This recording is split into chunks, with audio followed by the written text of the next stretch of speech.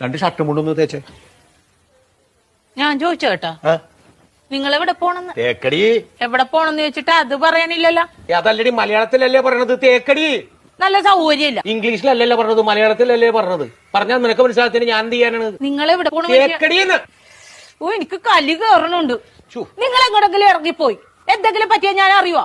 സ്ഥലം പറയാണ്ട്. ഇനി അത് പോട്ടെ, ആരെങ്കിലും നിങ്ങളെ തിരക്കി ഇവിടെ വന്ന് എവിടെ പോയെന്ന് ചോദിച്ചാൽ ഞാൻ എന്ത് പറയും? നിങ്ങളെ ഇവിടെ പോണ പക്ഷെ അത് പറ ആദ്യം. തേക്കടി. ഇങ്ങനെ ഇരിക്കണടാ, റെഡിയായില്ലേ? ഷർട്ടും മുണ്ടും തേക്കാൻ പറഞ്ഞിട്ട് അവള് തേക്കാനല്ല. നല്ല സൗകര്യല്ലേ തേക്കാനായിട്ട്?